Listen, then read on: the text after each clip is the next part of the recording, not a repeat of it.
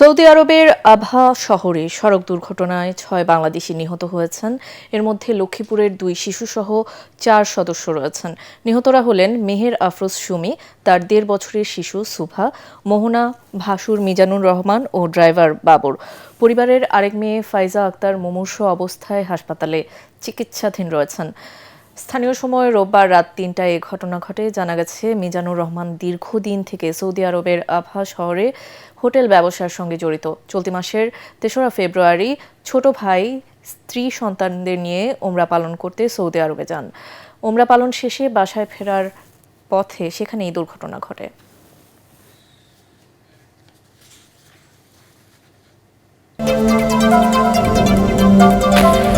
কাল নতুন মন্ত্রী এমপিদের শপথের জন্য প্রস্তুত সংসদ সচিবালয়ে।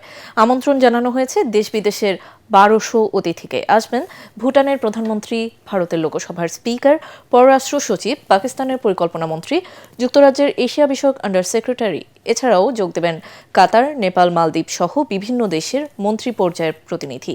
এদিকে সচিবালয়ে নবনিযুক্ত মন্ত্রিপরিষদ সচিব নাসিবুল গনি বলেন, কাল ৩ দফায় শপথ অনুষ্ঠিত হবে। সকালে এমপিদের শপথ, এরপর সংবিধান সংস্কার কমিশন পরিষদের শপথ, পরে বিকেলে মন্ত্রীদের শপথ অনুষ্ঠিত হবে।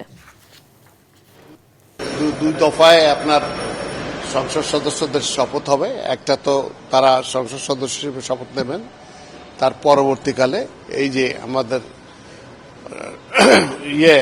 সংস্কার, সেটার জন্য শপথ নেবেন এবং বিকেলে যে মন্ত্রিসভার শপথ হবে। তো সেটারই ব্যবস্থা করার জন্য আমরা এই মুহূর্তে উঠে লেগে আছি ক্যাবিনেট ডিভিশন। নতুন প্রধানমন্ত্রীর ইচ্ছা অনুযায়ী তার বাসভবন ঠিক করা হবে বলে জানিয়েছেন গণপূর্ত উপদেষ্টা আদিলুর রহমান খান। তিনি জানান, নতুন মন্ত্রীদের জন্য ৩৭টি বাড়ি প্রস্তুত রাখা হয়েছে। Minto road, Bailey road, Gulshan ও ধানমন্ডিতে বাড়ি প্রস্তুত আছে। এছাড়া স্পিকার, ডেপুটি স্পিকারের বাসভবন এবং বাসভবন হিসেবে যমুনাও প্রস্তুত আছে বলে জানান উপদেষ্টা আদিলুর। এ সময় সাংবাদিকদের প্রশ্নের জবাবে উপদেষ্টা জানান, অনেক জায়গায় সংস্কার করার চেষ্টা করেছে অন্তর্বর্তী সরকার, কিছু জায়গায় এখনও সংস্কার বাকি রয়ে গেছে। পরবর্তী সরকার সেসব সংস্কার প্রক্রিয়া এগিয়ে নেবে বলে আশা প্রকাশ করেন তিনি। সচিবালয়ে নিজ কার্যালয়ে শেষ কর্মদিবসে ব্রিফিংয়ে এসব তথ্য জানান গণপূর্ত উপদেষ্টা। ৩৭টা বাড়ি রেডি করে রেখেছি। Mintu road, hair road, Dhanmondi এবং গুলশান মিলিয়ে এই পর্যন্ত এটা রেডি আছে। প্রয়োজনে আরো কয়েকটা বাড়িও তৈরি করার প্রস্তুতি চলছে। অনেক জায়গাতে সংস্কারের উদ্যোগ নেওয়া হয়েছে, কিছু কিছু জায়গায় সংস্কার কমপ্লিট হয় নাই এবং সেগুলোও আশা করি কমপ্লিট হবে।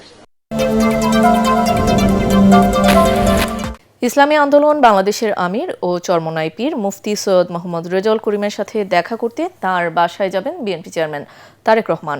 সন্ধ্যায় সৈয়দ মোহাম্মদ রেজাউল করিমের সাথে তাঁর রাজধানীর সিদ্ধেশ্বরীর বাসায় গিয়ে সৌজন্য দেখা করবেন বিএনপি চেয়ারম্যান। বিএনপির মিডিয়া সেল এ তথ্য নিশ্চিত করে জানায়, তারেক রহমানের নেতৃত্বে নতুন সরকারের যাত্রা শুরুর আগে প্রধান রাজনৈতিক দলগুলোর শীর্ষ নেতাদের সাথে সৌজন্য সাক্ষাতের অংশ হিসেবেই বিএনপি প্রধান ইসলামী আন্দোলনের আমিরের বাসায় যাচ্ছেন। এর আগে গতকাল জামাতে ইসলামের আমির ডাক্তার শফিকুর রহমান ও পরে এনসিপির আহ্বায়ক নাহিদ ইসলামের সাথে দেখা করতে তাদের বাসায় যান তারেক রহমান।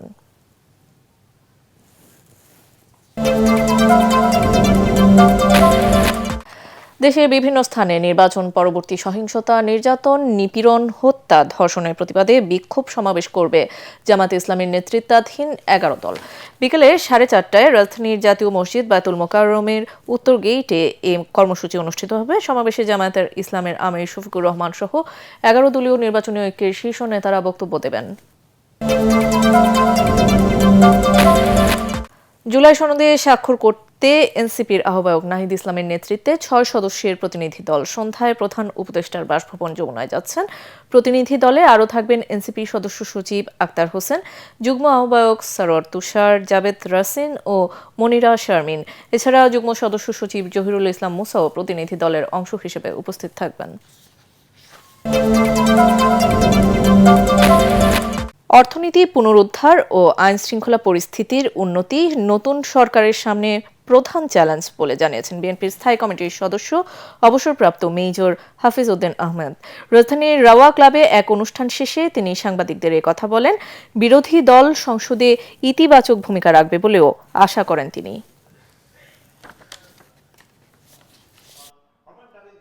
তার এই জেস্টারটা বাংলাদেশে একেবারে নতুন এবং এটি বাংলাদেশের রাজনীতির অঙ্গনে সুবাতাস বয়ে নিয়ে এসেছে এবং এর জন্য জনগণও তাকে খুব ধন্যবাদ জানাচ্ছে।